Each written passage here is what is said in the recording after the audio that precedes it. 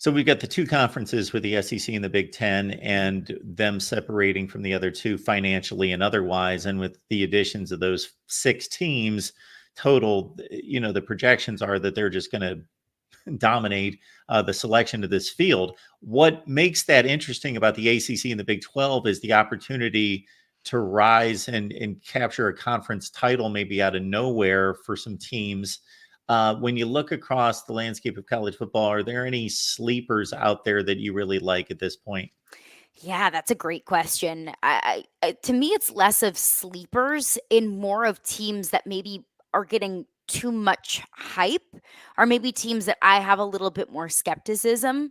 One that I'm looking at in the ACC is Florida State. And look, Mike Norvell is a heck of a coach, and he has proven that everywhere he's gone. He turned Memphis into a national conversation kind of team. That doesn't happen very frequently.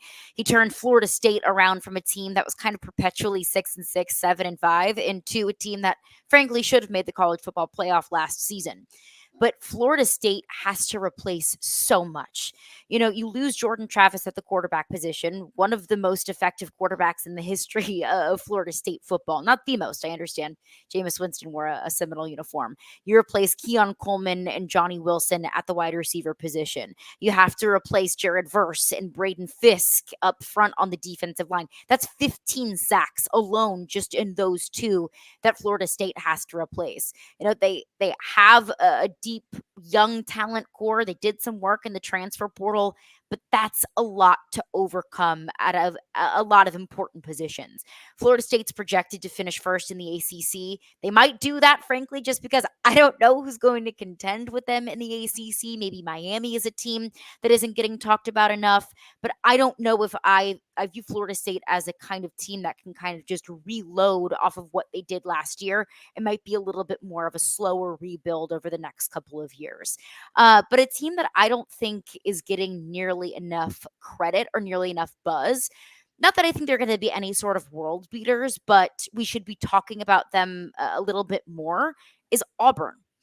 Auburn had the worst pass catching unit in the SEC. Statistically, it was the worst passing game in the SEC. They completely revamped that.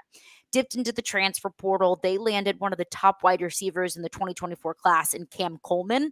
He's a true freshman. He doesn't look like a true freshman. Everything that I've seen from him on high school tape or in spring practice, he is a freaking monster. I think the addition of him is going to kind of bring them forward a little bit. Last year, Auburn wasn't bad at the defensive line, but maybe wasn't as aggressive, didn't get to the quarterback as much as maybe some Auburn fans are accustomed to from that unit.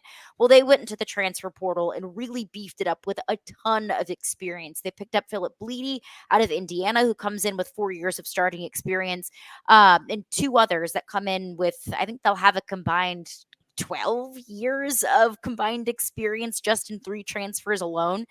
So really impressive of what Hugh Freeze was able to do. The question is Peyton Thorne that guy?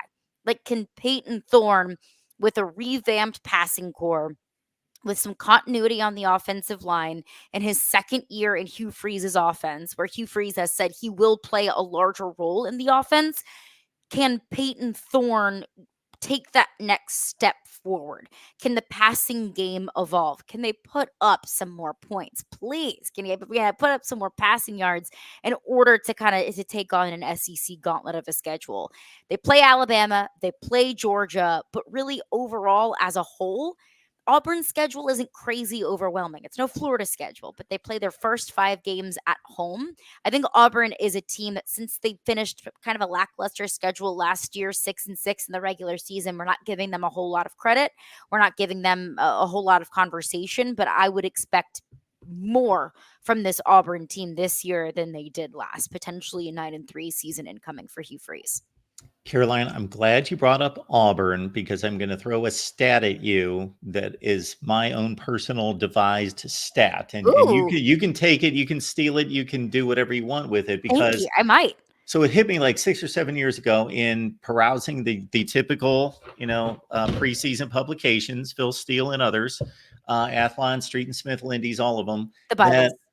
okay, these are great magazines, great resources, phenomenal, but they're being a little bit too conservative. And I started to notice they basically take last year's record and they may tweak it by one game or so. Uh-huh. So I thought, is that really accurate to what happens in college football from year to year? How many teams drastically change, either increase or decrease in win total? So I've been tracking this for about 6 or 7 years, basically saying, okay, I think 3 wins is a significant change. Totally. Auburn, if 6-6 last year, if they go to 9-3, that'd be a significant. So I made Huge. 3 the barometer.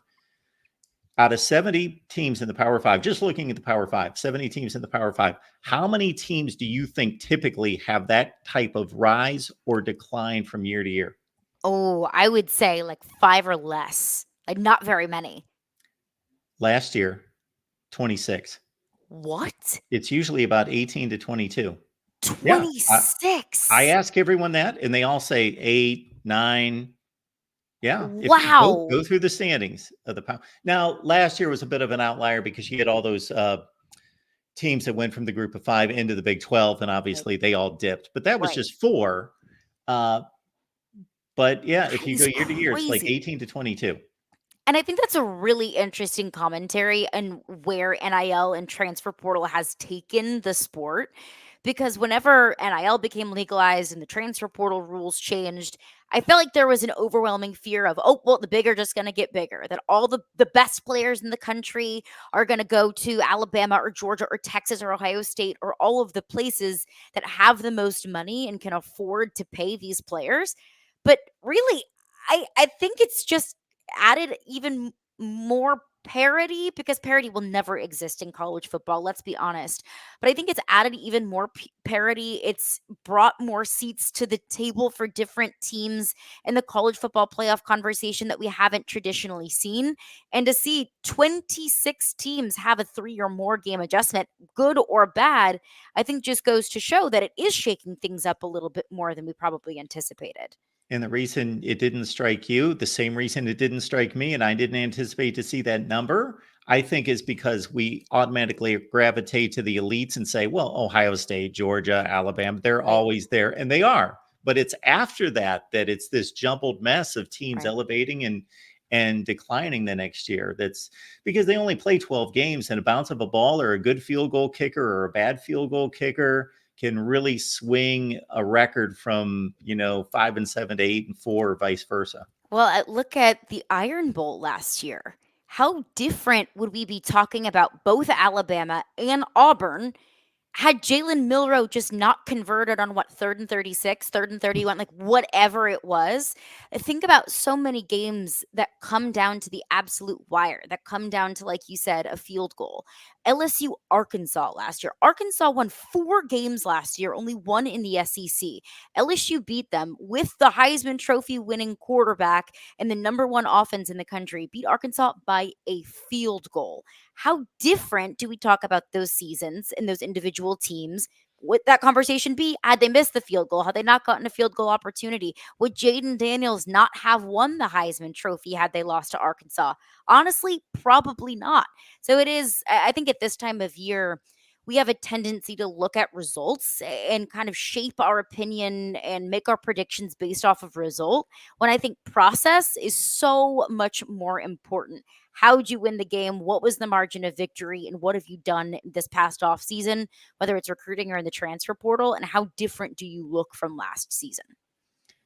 You bring up LSU Arkansas. I go to the year before, and that Oh, SEC Western Division winning team would have not gotten the job done. They almost lost at Arkansas. And I don't think if Harold Perkins was on the field that LSU would have won that game. it was a gross, grimy 13-10 win for LSU. Both offenses were struggling. It was a freezing day in Fayetteville.